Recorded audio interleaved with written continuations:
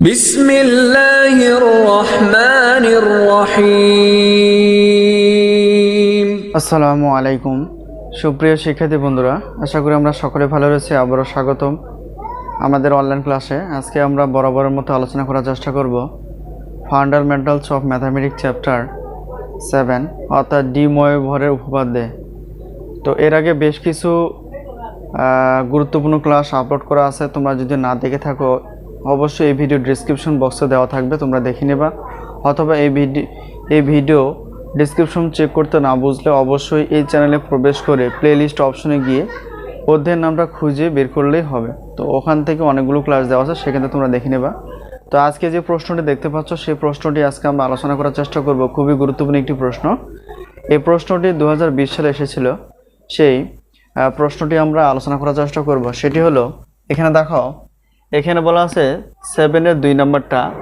তো যদি বাম পাশ সমান ডান পাশ একটা ইকুয়েশন বা সমীকরণ হিসেবে থাকে, তবে দেখাতে হবে x সমান কি, দেখাতে হবে x সমান i tan আলফা।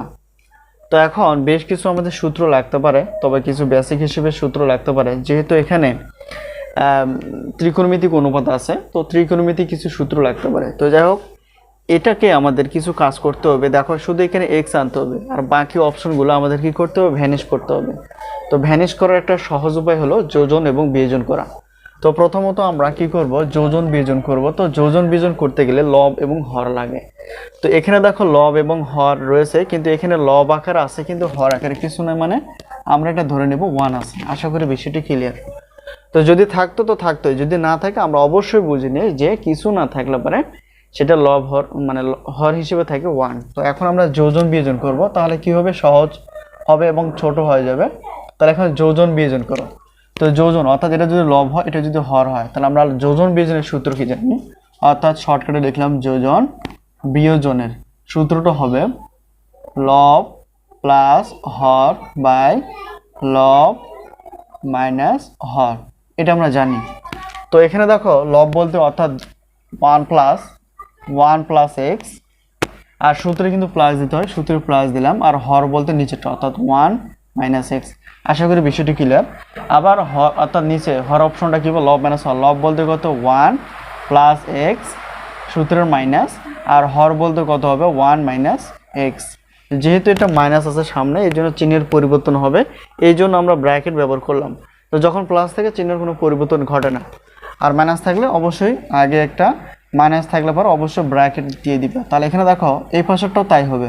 এই পাশটা কি হবে, তাহলে উপরে লব আর এটা হর। আমরা জানি কি লব প্লাস হর। লব বলতে কত হবে, অর্থাৎ cos 2 alpha plus i sin 2 alpha, মানে এই পুরো অপশনটা হলো লব, সূত্রের প্লাস হর, হর বলতে 1। আশা করি বিষয়টি ক্লিয়ার। এরপর আবার আসে লব মাইনাস হর। তো লব বলতে এটি হবে cos 2 alpha plus i sin 2 alpha. এখন হর মাইনাস হর বলতে কত, অর্থাৎ 1। ঠিক আছে, আশা করি বিষয়টি ক্লিয়ার। অর্থাৎ এটা আমরা কি করলাম, যে শর্টকাট এখানে লিখতে পারো যোজন এবং বিয়োজন করি। যোজন বিয়োজন কেন করো, প্রশ্নটা হলো যোজন বিয়োজন কেন করতে হবে, কারণ আমাদের শুধু কম আনতে হবে। অর্থাৎ বেশি থেকে কোনো জিনিসটাকে কমে আনতে গেলে অবশ্যই যোজন বিয়োজন এই পদ্ধতিটা আমরা প্রয়োগ করি। তো এখন এখান থেকে আমাদের কাজটা হলো উপরে হিসাবটা করে কি পাওয়া যায়, প্লাস এক্স এবং মাইনাস এক্স কাটা হয়ে যায়, 1 আর 1 যোগ করলে 2। আর এখানে দেখো একটু চিহ্নের পরিবর্তন হবে, এটা যদি আমরা একবারে করতে পারি। তো দেখো এখানে 1 প্লাস এক্স, ঠিক আছে, মাইনাস প্লাসে মাইনাস, আর মাইনাস মাইনাসে কী হবে, অর্থাৎ এই যে মাইনাস প্লাসে মাইনাস, 1 আছে 1, মাইনাস মাইনাস হবে প্লাস এক্স। তার মানে একটা লাইন আমরা কমাবো। তাহলে দেখো এটা -1 + 1 কাটা, তাহলে একটা এক্স আর একটা এক্স যোগ করবে 2টি এক্স। আশা করি বিষয়টি ক্লিয়ার। মানে এটা চিহ্নের পরিবর্তন করলে এটা হবে আর কি। ঠিক আছে, একটা লাইন কমাইতে পারলাম। এখন এখান থেকে একটু কাজ করতে পারি, সেটা হলো কি, একটু সূত্র আমরা ব্যবহার করতে পারলে ভালো হয়। দেখো এই 1টাকে আমরা সামনে আনবো, তাতে একটা সূত্র আমরা প্রয়োগ করতে পারবো। তাহলে দেখো cos 2 আলফা, ঠিক আছে, কি করলাম, এই বামে প্লাস প্রয়োজন নাই, এটা যা আছে তাই। আর এখানে কি ছিল, প্লাস উপরেরটা i sin 2 আলফা। আর এখন আমরা সাজাবো, দেখো -1টা সামনে আনলাম আর এখানের সঙ্গে অ্যাড করে দেবো, তাহলে আমরা সূত্র ব্যবহার করতে পারবো। এই জন্য এটাকে সাজিয়ে লিখলাম, প্লাস এখানে দেখো i sin 2 আলফা। আশা করি বিষয়টি ক্লিয়ার। তো এখন এখানে সূত্র, কোন সূত্রটা আমরা প্রয়োগ করব, দেখো এখানে 1 প্লাস কস 2 থিটা একটা আমরা সূত্র জানি ত্রিকোণমিতিক অনুপাত অনুযায়ী 1 প্লাস কস 2 থিটা 2 থিটা, তার মানে 1 প্লাস কস 2 থিটা মানে আমরা সূত্র জানি 2 কস স্কোয়ার থিটা, এটা আমরা জানি। ঠিক আছে, তো এখানে কি আছে 1 প্লাস কস 2 আলফা, তাহলে সূত্রটা একই হবে, শুধু থিটার পরিবর্তে আলফা ব্যবহার করতে হবে, অর্থাৎ 2 কস স্কোয়ার আলফা। আশা করি বিষয়টি ক্লিয়ার। তার মানে সূত্র অনুযায়ী 1 প্লাস কস 2 থিটা মানে হবে 2 কস স্কোয়ার থিটা, আর 1 প্লাস কস 2 আলফা মানে 2 সূত্রের কস স্কোয়ার আলফা। তার মানে এখানে আমরা এই জিনিসটা প্রয়োগ করতে পারবো। আর পরবর্তী লাইনটা যেতে গেলে দেখো এটা 2 2 কাটা, উপরে কিছু না 1, নিচে x আছে x। এখন এই পাশটা এখন দেখো এটাকে সূত্র ব্যবহার করলে এটা হয়, অর্থাৎ 1 প্লাস এটা সূত্র ব্যবহার করলে কত পেয়েছি আমরা 2 কস স্কোয়ার আলফা। আশা করি বিষয়টি ক্লিয়ার। প্লাস প্লাস, এখন এখানে দেখো এই আইটা রয়েছে, আমরা আইটা রেখে দিলাম। এখন এটাকে একটু সূত্র ইউজ করতে পারি, আমরা সূত্র জানি। দেখো এখানে সাইন 2 থিটা, সাইন 2 থিটার সূত্র কি 2 সাইন থিটা একবার ডট কস থিটা একবার। আশা করি বিষয়টি ক্লিয়ার। তো ঠিক তেমনি এখানে সাইন 2 আলফা আছে, তাহলে আলফা থিটার পরিবর্তে শুধু আলফা ব্যবহার, অর্থাৎ 2 সাইন আলফা কস আলফা। তার মানে এটা আমরা কি করতে পারবো, প্রয়োগ করতে পারবো। কোন সূত্র অনুযায়ী, এই সূত্র অনুযায়ী। তাহলে সাইন 2 আলফা মানে 2 sine alpha dot cos alpha. তো এই যে আইটাকে আমরা একটু, যেহেতু আমরা সংখ্যা জানি আগে লিখতে হয়, এই জন্য দেখো এটাকে সাজে লিখলে এখানে কি আসে, অর্থাৎ এখানে 2 আগে লিখবো, তারপর আই লিখবো। ঠিক আছে, আশা করি বিষয়টি ক্লিয়ার। এই 2টা কোথা থেকে আসলো, এই সূত্র থেকে, অর্থাৎ এই সূত্র থেকে। পরেরটা কি হবে, এখানে একটু কাজ করতে হবে। এখানে সূত্র আমরা প্রয়োগ করতে পারি না শুধু চিহ্নের কারণে, কারণ এই মাইনাসটা যদি না থাকতো তাহলে 1 প্লাস কস 2 আলফা মানে ওই সূত্রটা আমরা ব্যবহার করতে পারতাম। তো এখানে সূত্র প্রয়োগ করা জানাবে, এখানে মাইনাস একটা কমন নিলাম, আর মাইনাসটা হয়ে যাবে প্লাস, তাহলে এখানে প্লাসটা হয়ে যাবে মাইনাস। তার মানে এই কাজটা আমাদের একটু করতে হবে। করার পর এখানে দেখো এই সূত্রটা আমরা প্রয়োগ করতে পারবো একইভাবে। এখানে আই, তাহলে এটাকে সূত্র ইউজ করলে হবে 2, ওই যে সূত্রটা 2 সাইন আলফা কস, ঠিক আছে, কস আলফা। আশা করি বিষয়টি ক্লিয়ার। আর এই 2টা অর্থাৎ আইটাকে আমরা 2 পর মানে পরে দেব, তার মানে এখানে কত আসে 2 আই। আশা করি বিষয়টি ক্লিয়ার। এটা হলো সাইন, ঠিক আছে, এই হলো আমাদের সূত্র। এখন এই সূত্রটা এখানে প্রয়োগ করতে পারি। দেখো এটা যা আছে তাই থাক আপাতত, আমাদের প্রমাণ করতে হবে কি সেটা একটু খেয়াল রাখতে হবে। আচ্ছা এখানে খেয়াল করো, উপরেরটা আমাদের কিছু করণীয় নেই, এটা যা আছে আপাতত থাক, কারণ নিচেরটা এখনো সূত্র প্রয়োগ করা বাকি আছে, এই জন্য এটা যা আছে আমরা তাই রেখে দিব। ঠিক আছে, আচ্ছা যদি বুঝতে অসুবিধা অবশ্যই কমেন্টসে লেখার চেষ্টা করবা। এই মাইনাসটা আছে মাইনাস, এই যে এখানে দেখো এটা একটা সূত্র, কারণ আমরা সূত্র জানি 1 মাইনাস কস 2 আলফা, তার মানে 2 থিটা। তার মানে এটা আমরা লিখতে পারি 1 মাইনাস কস 2 থিটা মানে হবে 2 sine square theta, 2 sine square theta. তার মানে এখানে ছিল আলফা 1 মাইনাস কস 2 আলফা, তার মানে 2 সাইন স্কোয়ার আমরা লিখতে পারবো আলফা। ঠিক আছে, একটা জিনিস খেয়াল করবা, যখন 1 প্লাস কস 2 থিটা যখন প্লাস থাকে তখন হবে কস থাকে, আর যখন মাইনাস থাকে তখন সাইন আসে। ঠিক আছে, এই জিনিসটা মনে রাখলেই চলে। তাহলে আমরা এই কাজটা করতে পারি, এই মাইনাসটা আছে এই সূত্রটা প্রয়োগ করলে আমরা কি পাবো 2 সাইন স্কোয়ার আলফা। ঠিক আছে, আশা করি বিষয়টি ক্লিয়ার, মানে এটা সূত্র অনুযায়ী। এখন এখানে প্লাস, এটাকে আমরা সূত্র আমরা প্রয়োগ করছি, এখানে আর কিছু করার প্রয়োজন নেই, এখানে যা আছে তাই থাকবে। এই হলো আমাদের প্রাথমিক বা সূত্র অনুযায়ী কাজ। এখন আমাদের প্রশ্ন হলো, এখানে আমরা যেহেতু আমরা ডি ময়ভর উপপাদ্যের সূত্র জানি, মুখে বলি যে cos theta plus i sine theta to the power n সমান cos n theta plus i sine theta, অর্থাৎ প্লাস মাইনাস থাকে, তো যেটা হোক ওটা বলে নিবা। তো যাই হোক, এই জিনিসটা হলো আমরা এটা করতে পারি, কিন্তু এখানে মাইনাসটা থাকার কারণে একটা কাজ আমরা করতে পারি না। তো এটা একটু বিশেষ টেকনিকের মাধ্যমে মাইনাসটাকে আমরা এড়ানোর চেষ্টা করব, সেটা হলো পদ্ধতি বলতে নিয়ম।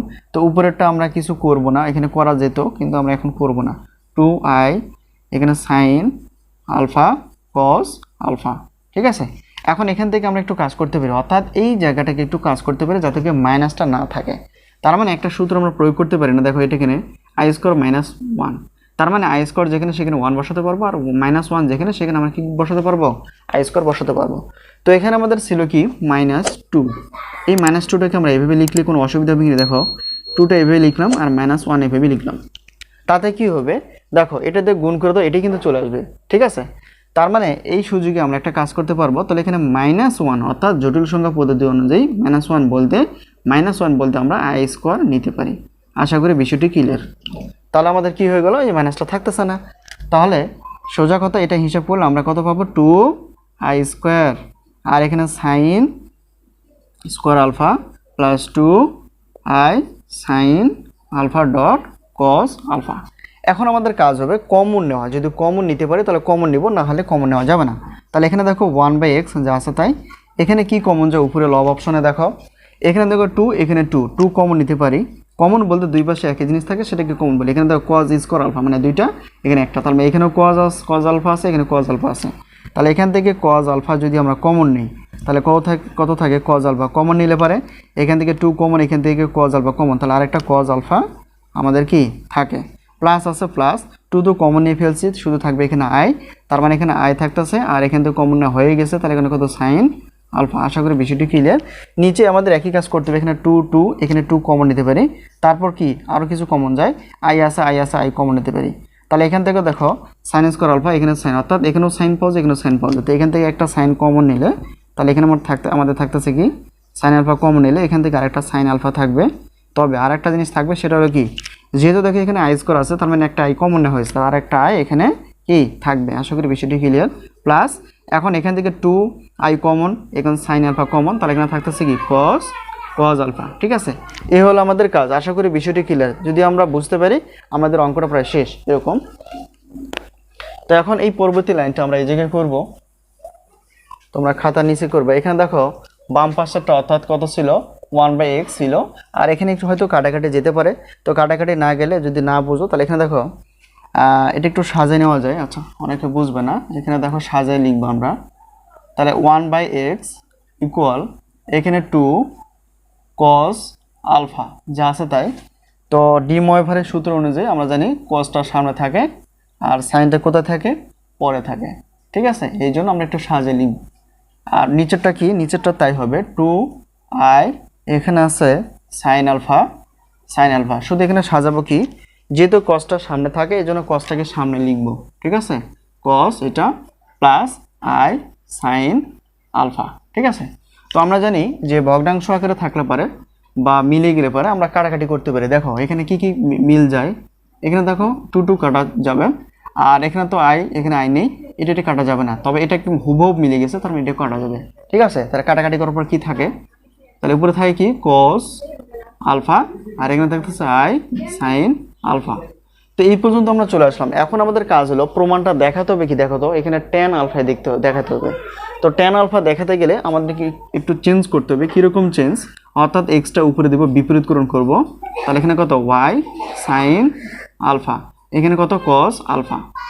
ঠিক আছে, যদি এখানে বলতো cot আলফা, তাহলে এটা হিসাব করলে কিন্তু cot আলফা আসতো, কারণ আমরা জানি cos theta by sine theta মানে cot থিটা, মানে cos থিটা আর সাইন থিটা মানে cot থিটা করা যায়। তো যেহেতু এখানে tan থিটা নিয়ে আসতে বলছে, আর x কে 1 দ্বারা ভাগ করলে কত আসতেছে, xই থাকবে, আর আইটাকে আই এর জায়গায় থাকবে, আর এটাকে হিসাব করলে অর্থাৎ আমরা যে সূত্রটা জানি যে sine theta by cos theta, সূত্রটা হবে tan থিটা। তো এই জন্য থিটা যেহেতু নেই, তাহলে আলফা, অর্থাৎ থিটার পরিবর্তে আলফা আছে, তাহলে আমরা লিখতে পারবো tan আলফা। এটি হলো কি মানে দেখাতে বলছে শোন। ঠিক আছে, তো আশা করি ক্লাসটি আমরা বুঝতে পারছি। যদি কোনো জায়গায় বুঝতে অসুবিধা হয় অবশ্যই কমেন্টসে লেখার চেষ্টা করবা। তো আজকে এই পর্যন্ত, সবার সুস্বাস্থ্য কামনা করে শেষ করছি। আল্লাহ হাফেজ।